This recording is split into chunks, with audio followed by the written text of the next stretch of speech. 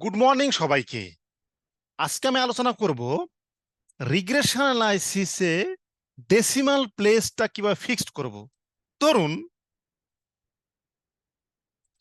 এটা হচ্ছে একটা লজিক রিগ্রেশন সিনট্যাক্স। এটা তুমি রান দেই, এইরকম একটা টেবিল আসবে। তবে লজিস্টিক রিগ্রেশনের উপরে ডিটেল আমার ভিডিও আছে, সেখানে দিয়ে দেখে নেবেন, দেখে দেখে প্র্যাকটিস করবেন। আর যদি আপনাদের কাছে স্ট্যাটা সফটওয়্যার না থাকে তাহলে আমার এই ভিডিও কমেন্টের লিংক, এই ভিডিও কমেন্টে আপনারা নক করবেন। আমি আপনাদেরকে প্র্যাকটিস পারপাসে একটি ওল্ড ভার্সন সফটওয়্যারটা স্ট্যাটা 14 আমি প্রোভাইড করতে পারবো। এটা শুধু just practice purpose. Update version তো আসলে লাইসেন্স এটা তো কোনোভাবেই ম্যানেজ করা সম্ভব না। তো প্র্যাকটিস পারপাস আমি 14 ভার্সনটা দিতে পারবো। যেটা বলছিলাম যে এই যে দেখুন এখানে 10 মিনিট পর অনেক ঘর থাকে, 4 ঘর থাকে, কখনো 3 ঘর থাকে। তা আমি এটা ফিক্সড করব, কি করব, 10 মিনিট পর 1 ঘর বা 2 ঘর বা 3 ঘর রাখবো কিভাবে। দেখুন এটা আমরা ধরেন এটা আমি আগে সিনটেক্সটা, ধরুন আগে আমি ম্যানুয়ালি যাই। এই হচ্ছে আমার সিনটেক্স। এইখানে আমি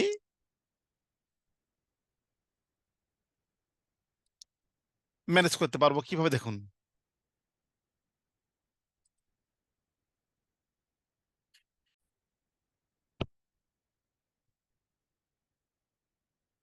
সরি, এই যে রিপোর্টে গেলাম, এদের রিপোর্টে গিয়ে আমি এদের টেবিল সেট ফরম্যাটে ক্লিক করে এখানে দেখুন কোফিশিয়েন্ট বা যেটা হোক এখানে আমি রাখবো 2 ডেসিমাল প্লেস। পি ভ্যালু অবশ্যই 3 ডেসিমাল প্লেস, এবং টেস্ট স্ট্যাটিস্টিক এগুলো আমি 2 ডেসিমাল প্লেস রাখবো, যদি আমার এটার দরকার নাই। এই দেখুন, এই ক্লিক করে দিলাম, এই ওকে। এই দেখুন এখানে বেসকে আমি আউটকাম ধরেছি। এই হচ্ছে আমার সিনটেক্স। এই সিনটেক্সটাকে আমি বেসটা এটা আমরা নাও রাখতে পারি, শুধুমাত্র আমি এই কয়টা রাখলাম। এই দেখুন, এই দেখুন, এটা হচ্ছে আমার মেন সিনটেক্স। সি ফরম্যাট, এটা হচ্ছে কি এই প্রথমটা অর্শেষ্য।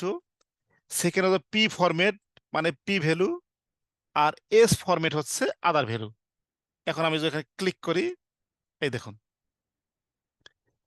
তাহলে দেখুন আগে ছিল 10 মিনিট পর অনেক, আর আমি এখন দিলাম 10 মিনিট পর আমার ইচ্ছে মতো। আমি এখানে একও রাখতে পারি, অনেকে এক রাখে, তাহলে এখানে আমি এক দিব,